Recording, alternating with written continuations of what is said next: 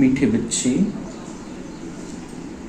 बाप का प्यार लेना हो तो आत्म अभिमानी होकर बैठो। बाप से हम स्वर्ग का वर्षा ले रहे हैं, इस खुशी में रहो। प्रश्न, संगम युग पर तुम ब्राह्मण से फरिश्ता बनने के लिए कौन सी गुप्त मेहनत करते हो? उत्तर, तुम ब्राह्मणों को पवित्र बनने की ही गुप्त मेहनत करनी पड़ती है। तुम ब्रह्मा के बच्चे संगम पर भाई बहन हो। भाई बहन की गंदी दृष्टि रह नहीं सकती। स्त्री पुरुष साथ रहते दोनों अपने को बीके समझते हो। इस स्मृति से जब पूरा पवित्र बनो तब फरिश्ता बन सकेंगे। ओम शांति। मीठे मीठे बच्चों, अपने को आत्मा समझकर यहाँ बैठना है। यह राज तुम बच्चों को भी समझाना है। आत्म अभिमानी होकर बैठेंगे तो बाप के साथ प्यार रहेगा। बाबा हमको राजयोग सिखलाते हैं। बाबा से हम स्वर्ग का वर्षा ले रहे हैं। यह याद सारा दिन बुद्धि में रहे, इसमें ही मेहनत है। यह घड़ी घड़ी भूल जाते हैं तो खुशी का पारा डल हो जाता है। बाबा सावधान करते हैं कि बच्चे देही अभिमानी होकर बैठो, अपने को आत्मा समझो। अभी आत्माओं और परमात्मा का मेला है ना, मेला लगा था। कब लगा था? जरूर कलयुग अंत और सतयुग आदि के संगम पर ही लगा होगा। आज बच्चों को टॉपिक पर समझाते हैं। ऊंचते ऊंचे भगवान, फिर नीचे आओ तो ब्रह्मा विष्णु शंकर, बाप और देवताएं। मनुष्यों को यह पता नहीं है शिव और ब्रह्मा विष्णु शंकर का संबंध क्या है। किसी को भी उनकी जीवन कहानी का पता नहीं है। त्रिमूर्ति का चित्र नामी ग्रामी है। यह तीनों है देवताएं। सिर्फ तीन का धर्म थोड़ी होता है, धर्म तो बड़ा होता है। डीटी धर्म, यह है सूक्ष्म वतनवासी, ऊपर में है शिव बाबा, मुख्य है ब्रह्मा और विष्णु। अभी बाप समझाते हैं, तुमको टॉपिक देनी है ब्रह्मा सो विष्णु, विष्णु सो ब्रह्मा कैसे बनते हैं।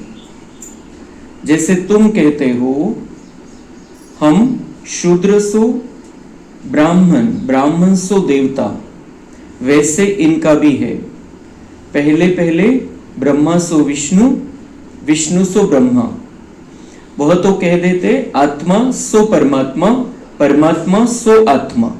यह तो है रॉन्ग, हो भी नहीं सकता। तो इस टॉपिक पर अच्छी रीति समझाना है। कोई कहते हैं परमात्मा श्री कृष्ण के तन में आए हैं। अगर श्री कृष्ण में आए फिर तो ब्रह्मा का पाठ खत्म हो जाता है। श्री कृष्ण तो है सतयुग का पहला प्रिंस, वहां पतित हो कैसे सकते, जिनको आकर पावन बनाए? बिल्कुल ही गलत है। यह बातें भी महारथी सर्विसेबल बच्चे ही समझते हैं, बाकी तो किसकी बुद्धि में बैठता ही नहीं है। यह टॉपिक बहुत फर्स्ट क्लास है। ब्रह्मा सो विष्णु, विष्णु सो ब्रह्मा कैसे बनते हैं, उनकी जीवन कहानी बतलाते हैं, क्योंकि इनका कनेक्शन है। शुरू ही ऐसे करना है, ब्रह्मा सो विष्णु 1 सेकंड में, विष्णु सो ब्रह्मा बनने में 84 जन्म लगते हैं। यह बड़ी समझने की बातें हैं। अभी तुम हो ब्राह्मण कुल के, प्रजापिता ब्रह्मा का ब्राह्मण कुल कहाँ गया? प्रजापिता ब्रह्मा को, ब्रह्मा की तो नई दुनिया चाहिए ना। नई दुनिया है सतयुग। वहां तो प्रजापिता है नहीं, कलयुग में भी प्रजापिता हो नहीं सकता, वह है संगम युग पर। तुम अभी संगम पर हो, शूद्र से तुम ब्राह्मण बने हो। बाप ने ब्रह्मा को एडॉप्ट किया है। शिव बाबा ने इनको कैसे रचा यह कोई नहीं जानते हैं। त्रिमूर्ति में रचता शिव का चित्र ही नहीं है, तो मालूम कैसे पड़े कि ऊंच से ऊंच भगवान है, बाकी सब है उनकी रचना। यह है ब्राह्मण संप्रदाय, तो जरूर प्रजापिता चाहिए। कलयुग में तो हो न सके, सतयुग में भी नहीं। गाया जाता है ब्राह्मण देवी देवताय नमः। अब ब्राह्मण कहाँ के है, प्रजापिता ब्रह्मा कहाँ का है, जरूर संगम युग का कहेंगे। यह है पुरुषोत्तम संगम युग। इस संगम युग का कोई भी शास्त्रों में वर्णन नहीं है। महाभारत लड़ाई भी संगम पर लगी है, न कि सतयुग या कलयुग में। पांडव और कौरव यह है संगम पर। तुम पांडव संगम युगी हो, तो कौरव कलियुगी है। गीता में भी भगवान उवाच है न, तुम हो पांडव दैवी संप्रदाय, तुम रूहानी पंडे बनते हो। तुम्हारी है रूहानी यात्रा जो तुम बुद्धि से करते हो। बाप कहते हैं अपने को आत्मा समझो, याद की यात्रा पर रहो। जिस्मानी यात्रा में तीर्थों आदि पर जाकर फिर लौट आते हैं, वह आधा कल्प चलती है। यह संगम युग की यात्रा एक ही बार की है। तुम जाकर मृत्यु लोक में वापस नहीं आएंगे। पवित्र बन फिर तुमको पवित्र दुनिया में आना है, इसलिए तुम अब पवित्र बन रहे हो। अभी तुम जानते हो हम हैं ब्राह्मण कुलभूषण, फिर देवता बनते हैं। ब्राह्मण सो विष्णु कुल में, विष्णु कुल से आते हैं क्षत्रिय चंद्रवंशी कुल में, फिर वैश्य कुल में, फिर शूद्र कुल में, फिर ब्राह्मण सो देवता बनेंगे।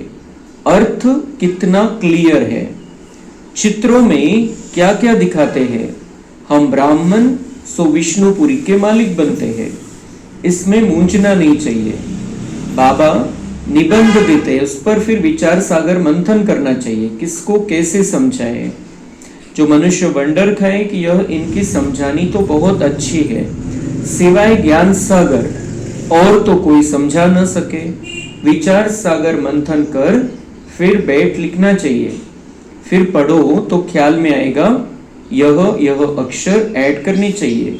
यह टॉपिक बड़ी वंडरफुल है। ब्रह्मा सो विष्णु, इनको कोई नहीं जानते। विष्णु की नाभि से ब्रह्मा दिखाते हैं, जैसे गांधी की नाभि से नेहरू, परंतु डिनाइस्टी तो चाहिए ना। ब्राह्मण कुल में राजा ही नहीं है। ब्राह्मण संप्रदाय सो बनते हैं डीटी डिनाइस्टी, फिर चंद्रवंशी डिनाइस्टी में जाएंगे, फिर वैश्य डिनाइस्टी। ऐसे हर एक डिनाइस्टी चलती है ना। सतयुग है वाइसलेस वर्ल्ड, कलयुग है विशेष वर्ल्ड। यह दो अक्षर भी कोई की बुद्धि में नहीं है, नहीं तो यह जरूर बुद्धि में होनी चाहिए कि विशेष से वाइसलेस कैसे बनते हैं। मनुष्य न वाइसलेस को जानते न विशेष को। तुमको समझाया जाता है देवताएं वाइसलेस है, तो ऐसे कभी नहीं सुना कि ब्राह्मण वाइसलेस है। नई दुनिया है वाइसलेस, पुरानी दुनिया है विशेष। तो जरूर संगम युग दिखाना पड़े, इसका किसी को भी पता नहीं है। पुरुषोत्तम मास मनाते हैं ना, वह 3 वर्ष बाद एक मास मनाते हैं। तुम्हारा 5000 वर्ष बाद एक संगम युग आता है।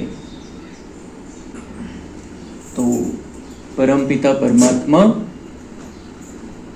जो कुछ भी हम भक्ति मार्ग में देखते सुनते पढ़ते आए, उन सब बातों का राज बताते हैं, उनके पीछे का सत्य बताते हैं, उनके पीछे की गहराई बताते हैं हमें। या सगळ्या गोष्टी बाबा आपल्या समोर क्लिअर करतोय, जी गुंतागुंत झालेली आहे एक शास्त्र जर बघितलं तर त्याच्यामध्ये वेगळी गोष्ट आहे, दुसरं जर बघितलं त्याच्यामध्ये काहीतरी वेगळंच सांगितलेलं आहे कहाणी. तो इसको क्लियर करने वाला कोई तो चाहिए, तो वो है भगवान. वो भगवान संगम युग पर आते हैं. संगम युग 5000 वर्ष में एक बार आता है. बाबा म्हणतात ते काय मनवतात, पुरुषोत्तम मास 3 वर्षानंतर धोंड्याचा महिना. और यहां पर 5000 वर्ष के बाद ये संगम युग के 100 वर्ष रखे हैं बाबा ने. और इसमें बाबा हमको पुरुषोत्तम बना देते हैं. इसलिए अब हमारे लिए कलयुग खत्म हो गया है बाबा के बच्चों के लिए. अब हम पुरुषोत्तम संगम युग पर हैं. सेवा कलयुग में करनी है, कामकाज कलयुग में करना है, लेकिन अंदर हम संगम युगी, पुरुषोत्तम संगम युगी ब्राह्मण आत्मा बन गए हैं. तर बाबा म्हणताय की हे कोणाला माहिती नाहीये. वाइसलेस आणि विशेष इंग्लिश शब्द बाबांनी वापरलेले. वाइसलेस म्हणजे निर्विकारी, विशेष म्हणजे विकारी. तर विकारांची दुनिया आहे कलियुग आणि निर्विकारी दुनिया आहे सतयुग. तर मग हे सतयुगाची स्थापना कशी होते, कोण करतो ही स्थापना? स्वतः परमपिता परमात्मा संगम युगामध्ये येऊन मध्ये काहीतरी पाहिजे. जुनी संपवायची, नवी आणायची, तर मध्ये संगम पाहिजे. तो संगम युग. और यहाँ पर परमात्मा आते हैं संगम युग में, और फिर आत्माएं परमात्मा से मिलती है. आपण जे आत्मा परमधाम मध्ये राहणारे होतो, परमधाम मधून आपण खाली आलो, सतयुगामध्ये आलो, मग त्रेतामध्ये उतरलो खाली, द्वापर मध्ये आलो, कलियुगामध्ये आलो होतो. जीवन हिशोबाचं बनलेलं होतं, कर्माचे अकाउंट, कर्माचे बंधन. आणि अशा वेळेला बाबा आपल्याला निवडतो पुन्हा देवता बनवण्यासाठी. तो हम ही ब्राह्मण बनते हैं. कब बनते हैं? संगम युग में. ब्राह्मण किसको कहा जाता है? जिसका ब्रह्मा के मुख के द्वारा जन्म हुआ है. अब मुख के द्वारा जन्म तो हो ही नहीं सकता है. तो मुख के द्वारा जन्म, इसका मतलब है कि मुख के द्वारा जो ज्ञान दिया है, उस ज्ञान के आधार से जो जन्म होता है. मतलब हम अपने आप को जान जाते हैं कि मैं तो आत्मा हूं और परमात्मा की संतान हूं. ये हमारा नया जन्म. ब्राह्मणाला काय म्हटलं गेलं की द्विज, म्हणजे एकाच जन्मामध्ये, एकाच शरीरामध्ये राहत असताना 2 जन्म. तर आपलं जुनं शरीर तसंच तसं आहे, पण आपला नवा जन्म झालेला आहे. आपण आता ब्राह्मण झालेलो आहे. तो बाबा म्हणता आप अभी शूद्र से ब्राह्मण बन गए हो. शूद्रता आ गई थी, मतलब विकार आ गए थे. और हम अभी बाबा ने हमको ज्ञान दिया, नया जन्म हुआ है, तो हम शूद्र से ब्राह्मण बन गए हैं. अब ब्राह्मण से हम देवता बनते हैं. ये हमारी कहानी है, दुनिया की भी कहानी है, ब्रह्मा की भी कहानी है. शूद्र बन जाते हैं, फिर शूद्र से बाबा ब्राह्मण बनाता है हमको, फिर हम ब्राह्मण से देवता बनते हैं. और इसीलिए दुनिया में नमस्कार कैसे किया जाता है? ब्राह्मण देवी देवताय नमः. ब्राह्मण देवी देवताय नमः, मतलब ये ब्राह्मण ही देवी देवता बनने वाले हैं. तो हम ब्राह्मण से फिर देवता बनते हैं, फिर थोड़ी नीचे की लेवल हो जाती है, तो त्रेता में हम क्षत्रिय बन जाते हैं. फिर द्वापर में थोड़ा मिक्स रहता है, तो हम वैश्य बन जाते हैं. और फिर कलियुग में शूद्र. आणि त्यांनी हिंदू धर्मामध्ये हे 4 पार्ट दाखवले, 4 भाग केले, वेगवेगळे करून टाकलं प्रत्येकाला की हा क्षत्रिय आहे, हा वैश्य आहे, हा शूद्र है. लेकिन ऐसा नहीं है. ये आत्मा की क्वालिटी है, आत्मा की स्थिति है. आत्मा संगम युग में ब्राह्मण है, जो हम बाबा के बच्चे बनते हैं. हम ही देवता बनने वाले हैं, हम ही क्षत्रिय बनेंगे, और फिर हम ही शूद्र बनते हैं. शूद्रों को ही बाबा ब्राह्मण बना देता है. फिर ब्राह्मण से देवता बनने के पहले बीच में आता है फरिश्ता स्थिति.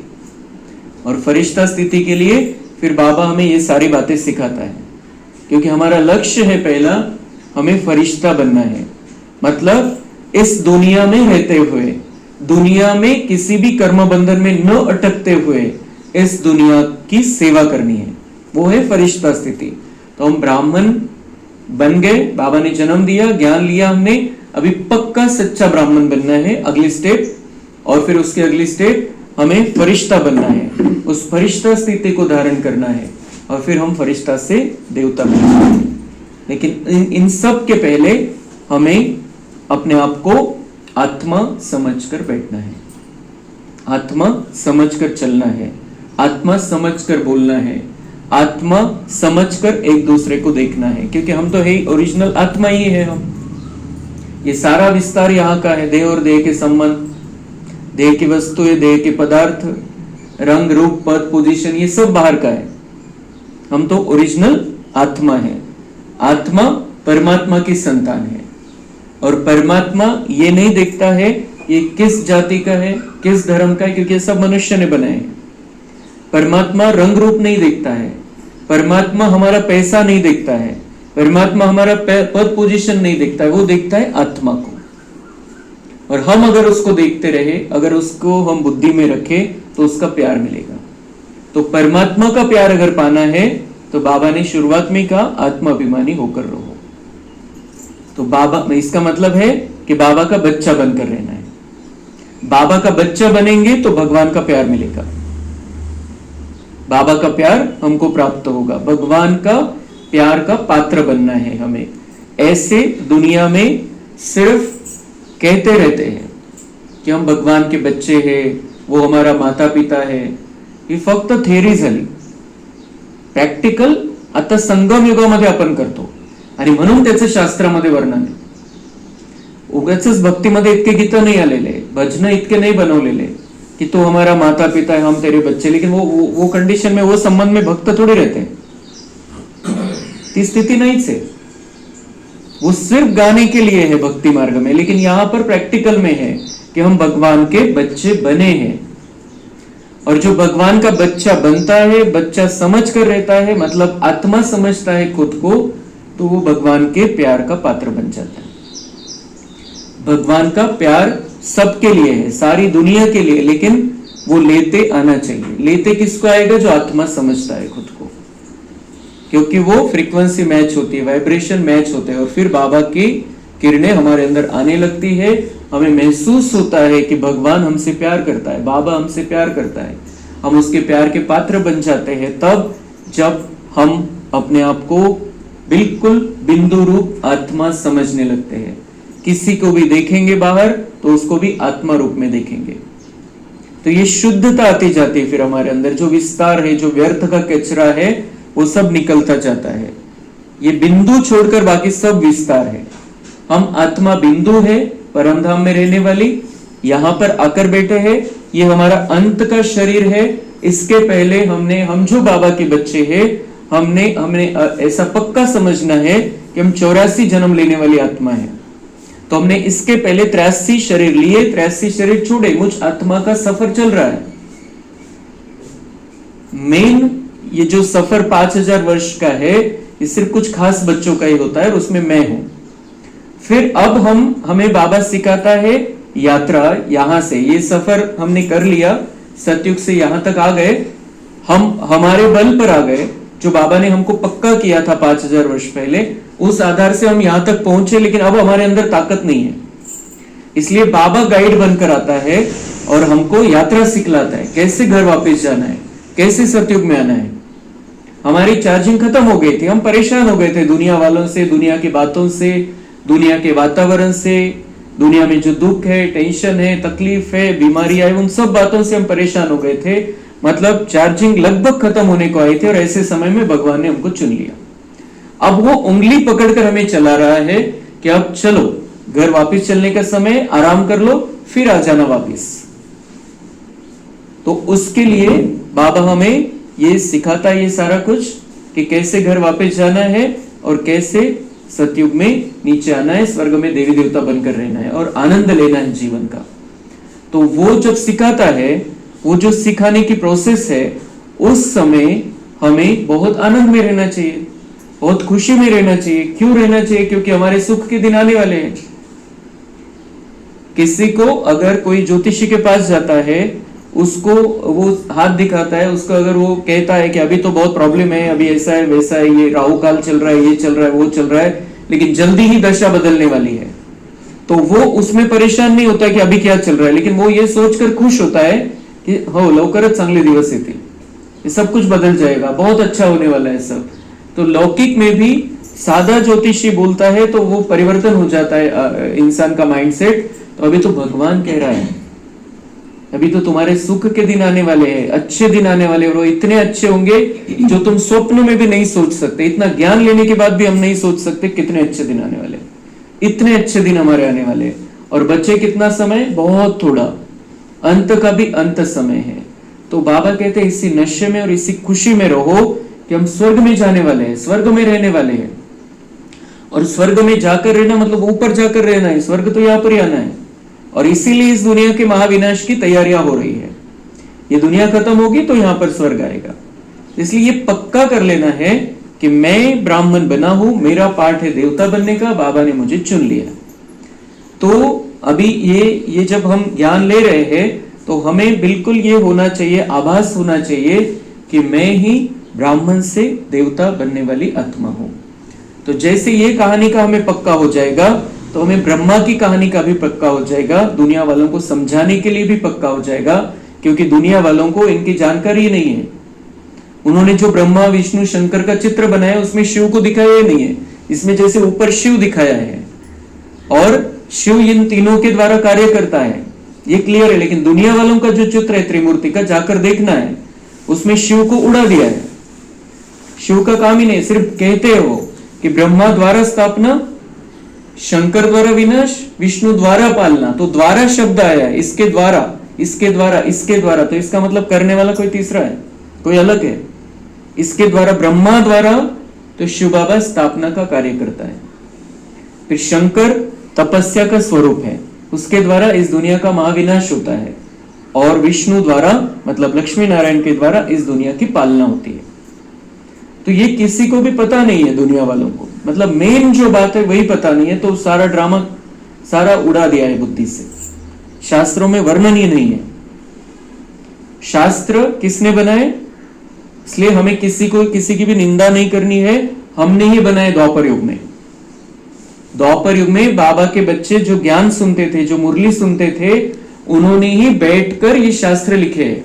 शुरुआत वाले जो शास्त्र है, 2500 वर्ष जरूरत नहीं थी, फिर दुख हुआ, फिर वो आत्मा तो वही है जो संगम युग में थी, जो मुरली सुनती थी।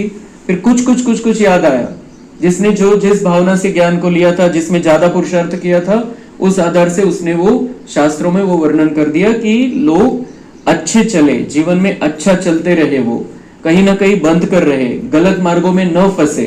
इसलिए शास्त्रों में बहुत अच्छी अच्छी कहानियां बना दी। पण मग काय झालं गोंधळ, की याने असं लिहिलं, त्याने तसं लिहिलं, त्याने तसं लिहिलं, म्हणून क्लॅरिटी राहिलीच नाही, म्हणून दुमत झाले। म्हणून आपण बघतो की मोठे मोठे जे शंकराचार्य, पंडित, आचार्य, साधू, ऋषीमुनी यांच्यामध्ये पण मतभेद होतात की याच्यामध्ये असं सांगितलं, त्याच्यामध्ये तसं सांगितलेलं, तर त्यांचा अभ्यास त्या पद्धतीचा, यांचा अभ्यास या पद्धतीचा, तर त्यांच्यामध्ये वादविवाद होत राहतात। तो इन सब को क्लियर कौन करेगा, भगवान खुद शिव आकर ये सब बातें क्लियर करता है। इसलिए वो जो लिखा गया शास्त्रों में, उसकी निंदा अपमान करने की जरूरत नहीं, उस समय के लिए वो जरूरी था, क्योंकि भगवान नहीं था, भगवान का ज्ञान भी नहीं था। तो उस समय इन शास्त्रों ने ही भारत को थमाया है, दुनिया को थमाया है।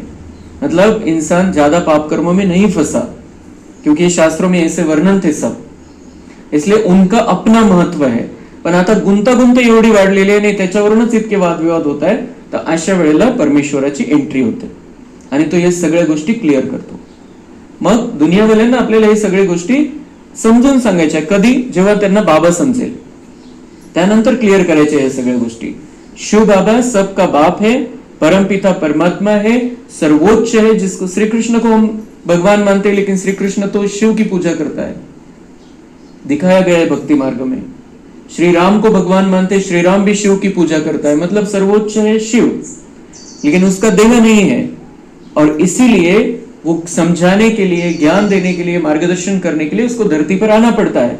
फिर धरती पर आएगा तो कोई माध्यम चाहिए, वो निराकार है, तो हमसे बात करने के लिए मुख चाहिए उसको, तो किसका आधार लेगा फिर, वो आधार लेता है श्री कृष्ण की आत्मा का, श्री कृष्ण की आत्मा का 84वें जन्म के शरीर का, उसका आधार लेता है और उसका नाम फिर ब्रह्मा रखता है।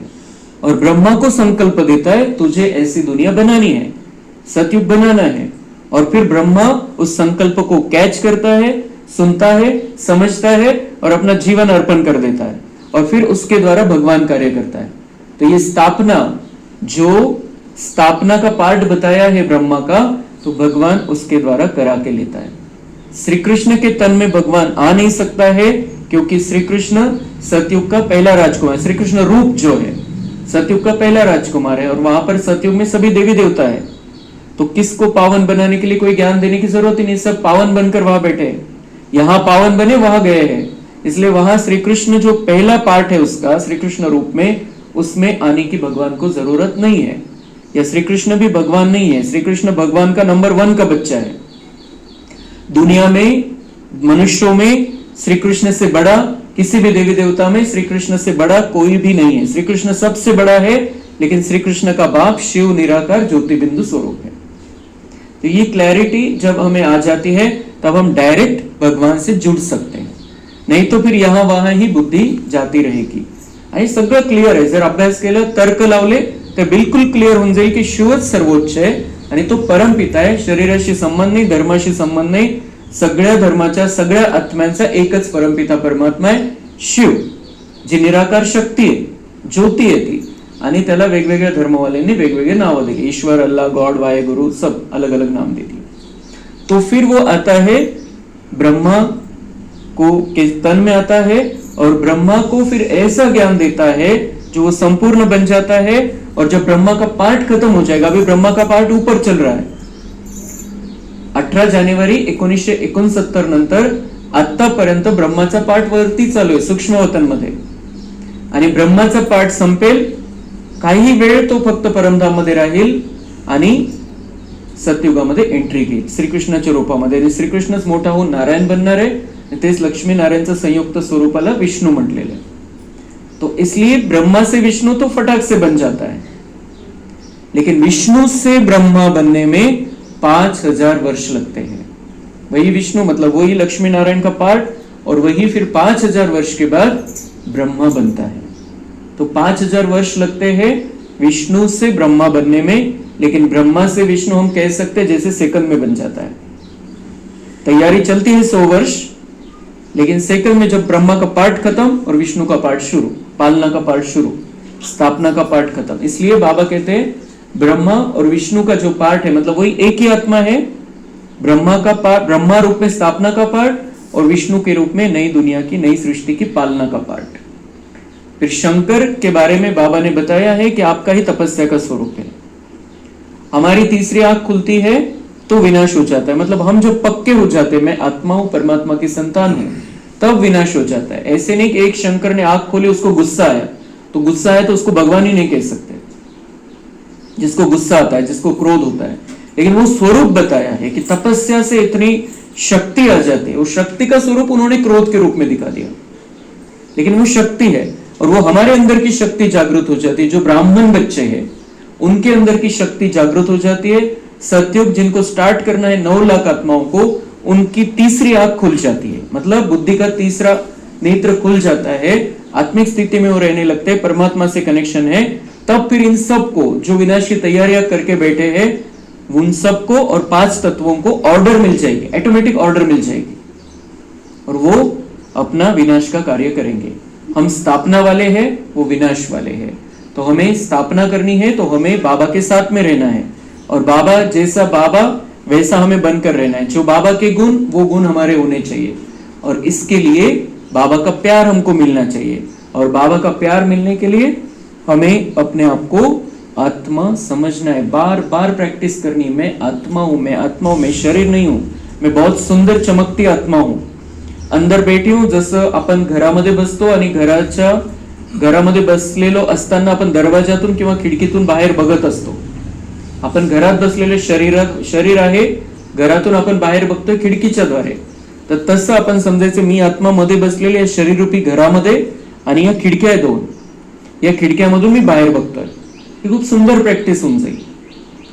तो ऐसे अलग अलग प्रैक्टिस करनी है हमें आत्माभिमानी बनने की। हम आत्मा समझ कर रहे, बच्चा बनकर रहे बाबा का, तो बाबा का प्यार बरसता रहेगा। हमें महसूस होगा कि भगवान हमसे कितना प्यार करता है। बहुत सी बातें होती है, बहुत सी बातें ऐसी हो जाती है जो हमें महसूस होता है कि भगवान ने आके मदद कर दी। वो ऐसे स्थूल रूप में आता नाही, असं वाटणार नाही की आता आलेला आहे आणि तो इथं बसलेला आहे आणि तो मला मदत करतोय, असं तसं नाही। पण बिलकुल क्लिअर बुद्धीला जाणवेल की त्यांनी येऊन आपल्याला मदत केली, सहयोग दिला, एनर्जी दिली, शक्ति दिली, प्रेम दिलं. वो जो सूक्ष्म रूप का है वो सहयोग भगवान से हमें मिल जाता है. इसलिए ये सारी बातों को हमें बुद्धि में रखते हुए अभी पुरुषार्थ को बहुत तीव्र कर लेना है और जो दुनिया वालों को समझाने की भी प्रैक्टिस करनी है. सबसे पहले तो बाबा का पार्ट हमको उन्हें समझाना है, फिर वो बात समझ में आए तो आगे बढ़ना है.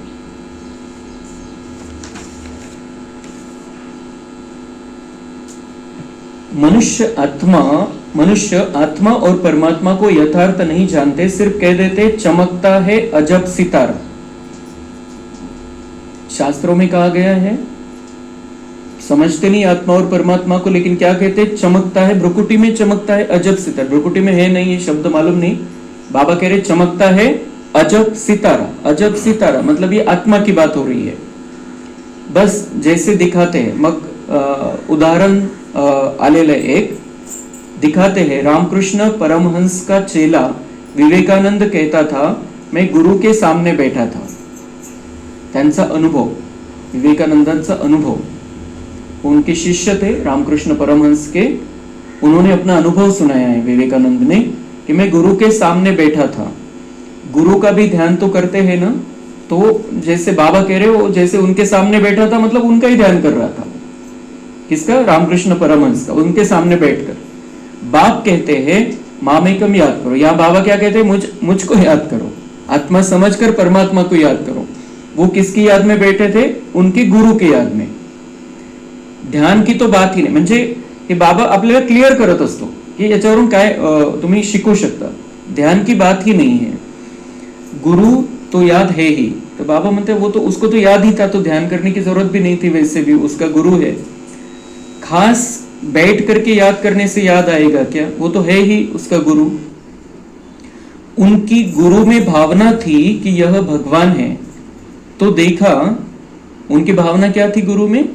की यही भगवान है. जेव्हा त्यांचे ते शिष्य होते त्यावेळेला, ज्यावेळेला त्यांची इतकी लेवल वाढली नव्हती, त्यावेळेचा विषय, सुरुवातीचा विषय हा, की वो ऐसे समजते थे की नंतर त्यांची काय भावना झाली त्याचा अभ्यास नाही झालेला आपला. पण मग बाबा म्हणताय की उनकी भावना थी कि ये भगवान, यही भगवान है, रामकृष्ण परमहंस हेच भगवान है, अशी भावना त्यांची झाली होती. तो देखा, तो उस भावना में और उनके सामने बैठे थे, उनको साक्षात्कार हुआ. तो देखा कि उनकी आत्मा निकल मेरे में लीन हो गई. क्या देख, इतनी भावना बैठी थी, भगवान, उनको भगवान समझते थे, उनके गुरु को.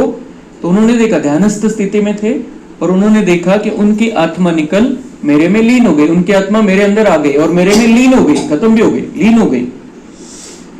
उनकी आत्मा कहां जाकर बैठी, फिर क्या हुआ, कुछ भी वर्णन नहीं. उनकी आत्मा फिर आई, लेकिन कहां जाकर बैठी, मतलब उसका स्थान क्या? आत्मा अगर आएगी शरीर में तो कहां बैठेगी? अभी बाबा ने बिल्कुल हमको क्लियर बताया है की या शरीरामध्ये, मेंदूमध्ये हायपोथॅलॅमस ग्रंथी असते आणि त्याच्यामध्ये आत्मा विराजमान होते. ती सीट आहे सूक्ष्म, ती ऑपरेशन मध्ये दिसणार नाही कारण सूक्ष्म आहे, 5 तत्वांच्या पलीकडची आत्मा आहे. तर तिथंच राहू शकते आत्मा. असं नाही की हातामध्ये, पायामध्ये, हृदयामध्ये किंवा कुठल्या तरी दुसऱ्या कुठल्या भागामध्ये, डोक्याच्या भागामध्ये, डोळ्यामध्ये. आत्मा का स्थान, अगर आत्मा शरीर में प्रवेश करती है तो यहाँ पर ही रहती है, दोनों भ्रुकुटी के बीच में. तो वैसे ब्रह्मा बाबा में भी शिव बाबा प्रवेश करते थे तो यहाँ बैठते थे आकर, क्योंकि वहां से देख सकते हैं. ड्रायव्हर कुठे बसेल?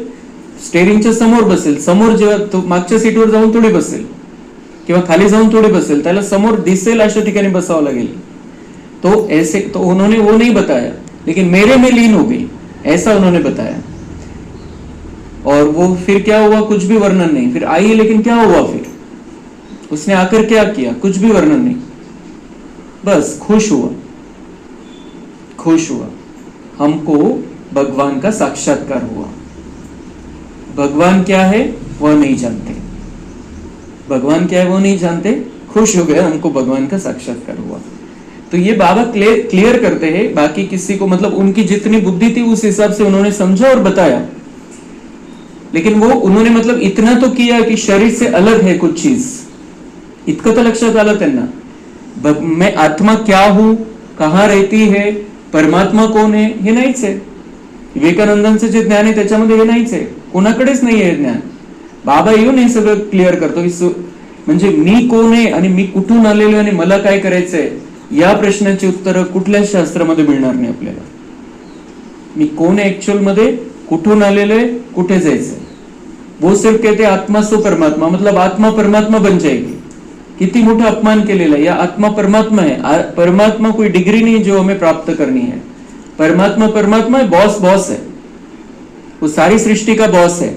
कोई भी दूसरा बॉस बन नहीं सकता है. वो समझते हैं कि आत्मा ऐसा पुरुषार्थ करे जो परमात्मा बन जाए. परमात्मा त्याला म्हटलेलंच याच्यासाठी की तो परमात्मा आहे, सर्वोच्च आहे. तो दूसरं कोणी कसं बनू शकतं. तो परमात्मा परमात्मा है, हम आत्मा है, हमारा ये स्थान है, हमारा ये सफर चल रहा है, हम एक शरीर छोड़कर दूसरा लेते रहते हैं. और बहुत अच्छा जीवन हमारा चला है सतयुग त्रेता में, द्वापर में भी, कलयुग में भी कुछ समय तक. तो हम बहुत सुंदर श्रेष्ठ आत्मा है, हमको सारा ज्ञान मिल गया. तो ये इतक्या अधिकाराने बाबा सांगतो. विवेकानंद असो किंवा ब्रह्मा विष्णू शंकर असो किंवा कोणते साधू संन्यासी असो किंवा श्रीरामाचा पार्ट असो, का बरं इतक्या अधिकाराने सांगतो तो, कारण तो बाप आहे सगळ्यांचा. म्हणून तो स्पष्टता आणतो. कोणाचंही याच्यामध्ये की त्याची कमी आहे हे नहीं. बाबा हमें क्लियर करने के लिए समझाता है, इसमें ऐसा है, उसमें ऐसा है, उसमें ऐसा है. कुछ बातें जो महत्वपूर्ण बातें हैं जानने योग्य, वो बाबा कभी कभी उदाहरण रूप में दे देता है. तो क्यों देता है, क्योंकि वो सब जानता है. इस सृष्टि नाटक के वो बाहर रहता है, सबका बाप है. और सब जो फंस गए हैं यहाँ पर, साधु सन्यासी भी, उनका भी उद्धार करने के लिए उसको आना पड़ता है. तो वो आया है, उसका पार्ट चल रहा है.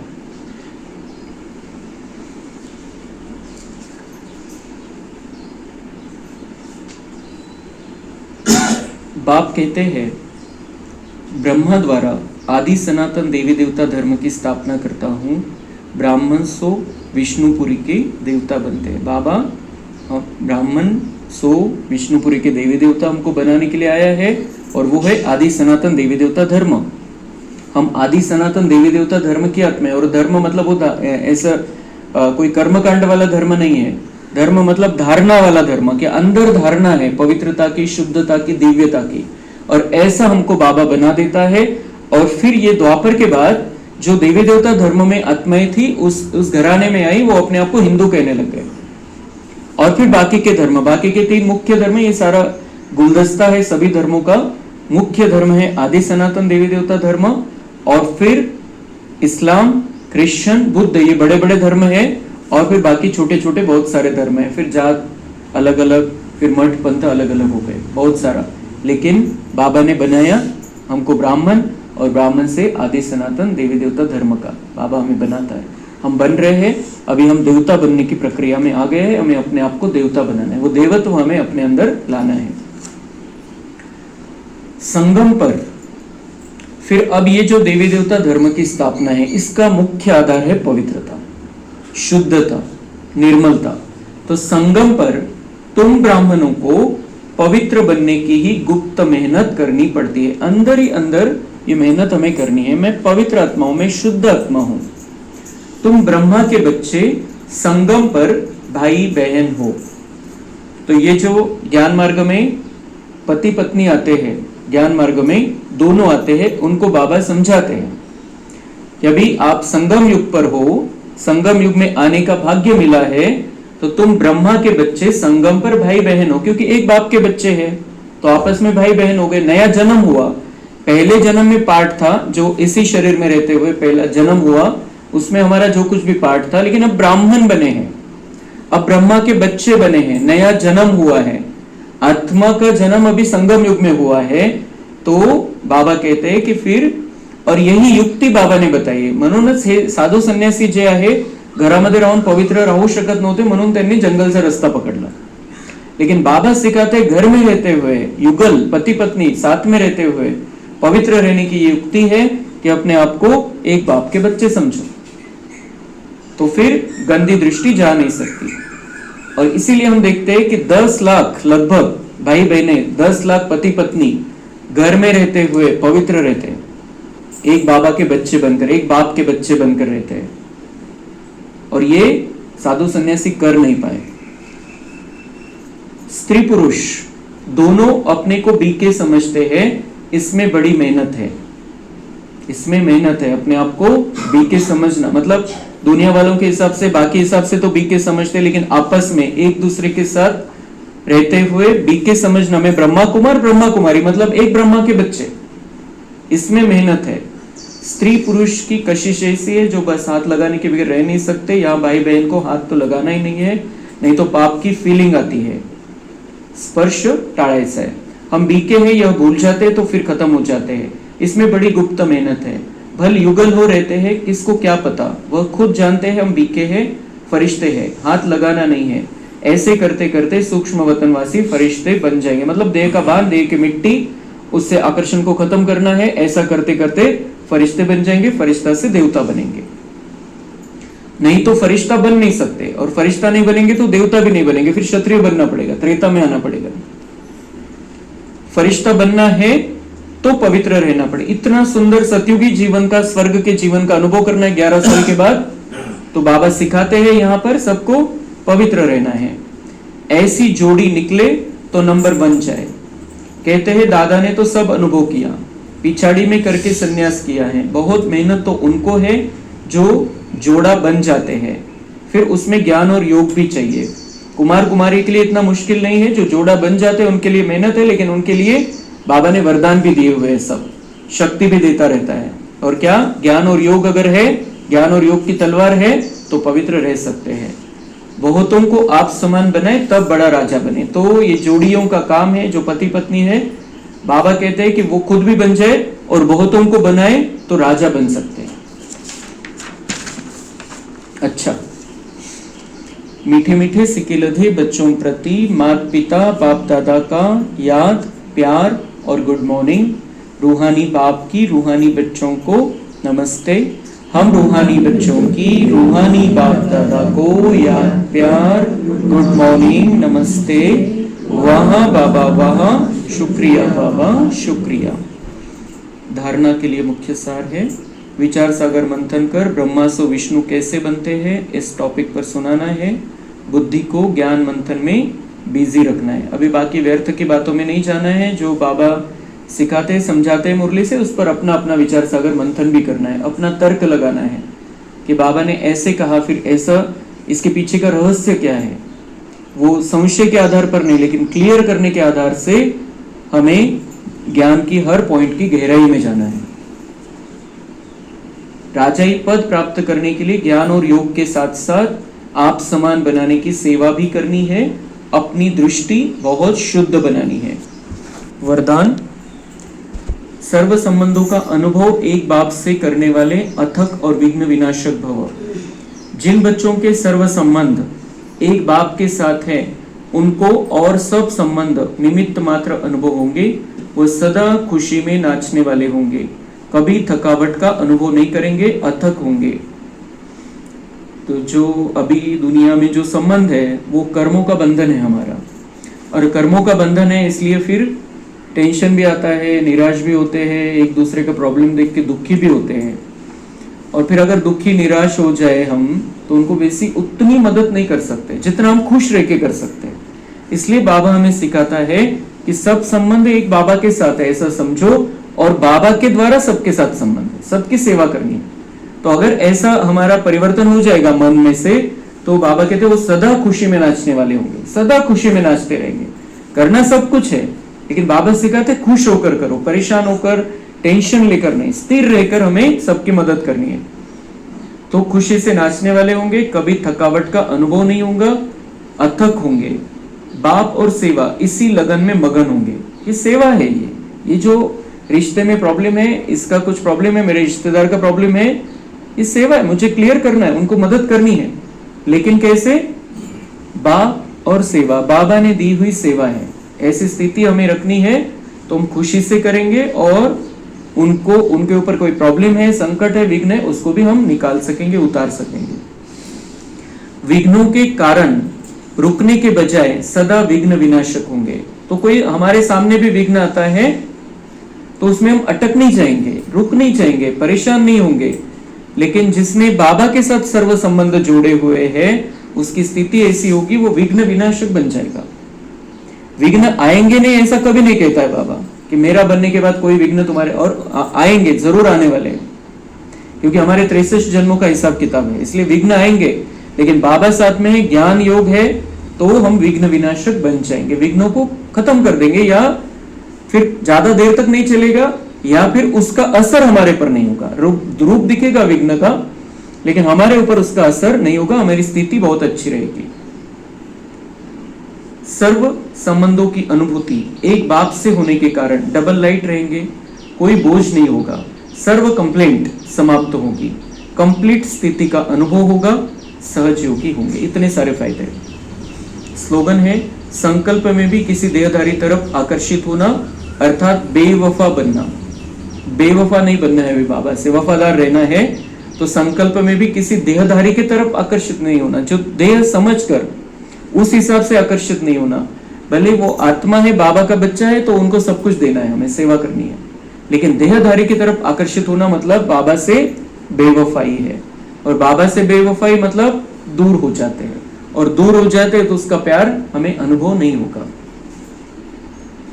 अव्यक्त इशारे, जैसे अंतरिक्ष यान वाले ऊंचे होने के कारण सारे पृथ्वी के जहां के भी चित्र खींचना चाहे खींच सकते हैं, ऐसे साइलेंस की शक्ति से अंतर्मुखी यान द्वारा, मनसा शक्ति द्वारा किसी भी आत्मा को चरित्रवान बनने की, श्रेष्ठ आत्मा बनने की प्रेरणा दे सकते हो। बाबा म्हणतात विज्ञानाने जे साधनं काढलेली आहे, जसं अंतरिक्ष यान आहे, तर ते उंचावरती गेलं, हाईटवर असलं, वरती गेलं म्हणजे वरतून तो कशाची चित्र पाठवू शकतो। कशाची चित्र पाठवतात ते, इकडे पृथ्वीवरती काय चाललेलं आहे, कुठे काय कशाचे चित्र घेऊ शकतात, असे तंत्रज्ञान आलेले आहे। तर बाबा म्हणताय हे विज्ञान कशामुळे आलं, तुमच्या शांतीच्या शक्तीमुळे। ज्यांनी ज्यांनी विज्ञानाचे आविष्कार केले, शोध लावले, ते शांतीमध्ये होते, एकाग्रता होती, आणि म्हणून शोध लावू शकले। तर शांती महत्वाची आहे, ते जी शास्त्राची शक्ती त्याच्यापेक्षा शांतीची शक्ती महत्वाची आहे। तर तुमच्यामध्ये त्यांच्यापेक्षा जास्त ताकद आहे। तर बाबा म्हणतात तुम्ही शांतीच्या शक्तीद्वारे आणि अंतर्मुखी यान द्वारा, मतलब अंतर्मुक्ता की स्थिति, मतलब बाबा से कनेक्शन है, अंदर ही अंदर गुप्त, और बाह्य वातावरण से हम परे है, बाह्य मुक्ता से परे है, ऐसी स्थिति में रहकर मनसा शक्ति के द्वारा, मनसा शक्ति बढ़ जाती है, हमारी आंतरिक शक्तियां बढ़ जाती है, वाइब्रेशन की शक्ति बढ़ जाती है। तो त्याच्याद्वारे तुम्ही काय करू शकता, किसी भी आत्मा को चरित्रवान बनने की, श्रेष्ठ आत्मा बनने की प्रेरणा दे सकते हो। तो हम ऐसा कहते ये बदलते नहीं, वो बदलते नहीं, ऐसा होता नहीं, वैसा होता नहीं, ये इनके अंदर ये प्रॉब्लम है, उनके अंदर वो प्रॉब्लम है। तो बाबा कहते हैं आपके अंदर ही ताकत है उनको बदलने की, प्रेरणा तो दो, बाकी उनका भाग्य है। मनसा शक्ति के द्वारा किसी भी आत्मा को चरित्रवान बनने की, श्रेष्ठ आत्मा बनने की प्रेरणा दे सकते हैं। कि आप भी कब बनेगा वो श्रेष्ठ आत्मा, जब बाबा का बच्चा बनेगा, ऐसे तो बन ही नहीं सकते, क्योंकि वो ताकत ही नहीं किसी बात में। इसलिए उनको प्रेरणा देनी है कि बाबा के बच्चे बन जाए। लेकिन कैसे दे सकते हैं, अंतर्मुखी रहकर, अपनी मनसा शक्ति बढ़ाकर, बाबा से शक्ति लेकर उनको अच्छे वाइब्रेशन दे सकते हैं, शुभ भावना पहुंचा सकते हैं उनके तक। तो वो भी आगे चल के चरित्रवान बन जाएंगे, श्रेष्ठ आत्मा बनने के लिए बाबा के बन जाएंगे।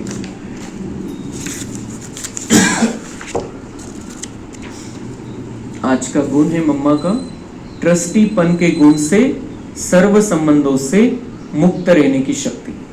तो ये जैसे मुरलियां चलती है वैसे गुण भी आ जाते हैं ऑटोमेटिक। ये तो कोई सेटिंग वैसी नहीं होती है कि कौन सा गुण किस मुरली के टाइम लेना है, लेकिन बराबर हो रहा है। ट्रस्टीपन के गुण से सर्व संबंधों से मुक्त रहने की शक्ति। बाबा ने अपना सब कुछ बहनों के हवाले किया, मम्मा को उसका मुख्य ट्रस्टी बनाया। बाबा ने ट्रस्ट बनाया, अपना सब कुछ उस ट्रस्ट को दे दिया, और ट्रस्ट का मुख्य बनाया मम्मा को। मम्मा पूरे यज्ञ की ट्रस्टी बनकर संभालती और उसे आगे बढ़ाती रही, कुछ भी व्यर्थ नहीं किया और किसी भी बंधन में नहीं बंधी, क्योंकि उनको क्लियर था कि मैं ट्रस्टी हूं, बाबा ने मुझे संभालने के लिए दिया है। तो वो बंधन में भी नहीं फंसी, व्यर्थ कुछ भी नहीं किया, क्योंकि ये बाबा का है, बाबा ने सौंपा है मुझे, तो मुझे बहुत अच्छी रीति से इसको चलाना है। तो सदा सच्ची स्वतंत्रता का अनुभव किया, और इसलिए बंधन भी नहीं था। तो मतलब क्योंकि बाबा का है तो वो बंधन नहीं था उस तरीके का, तो स्वतंत्रता का अनुभव कि मेरे द्वारा बाबा करा रहा है। वे कभी भी परतंत्र नहीं बनी। ऐसे हमें भी ट्रस्टीपन की भावना रख सर्व बंधनों से मुक्त स्वतंत्र उड़ता पंछी बनना है। तो हमें क्या करना है, ये संसार जो हमारे मित्र संबंधी है, वो उनके लिए जो सेवा है, हमारा पार्ट है, वो बाबा ने हमको सौंपा है। हम ट्रस्टी है, बाबा ने सौंपा हुआ ये संसार है, तो हमको बहुत अच्छी रीति से इस संसार को संभालना है, लेकिन बंधन में न रहते हुए स्वतंत्र रहकर। बाबा का है, जिम्मेदारी बाबा की है, लेकिन सामने पार्ट मेरा है, वो मुझे बजाना है।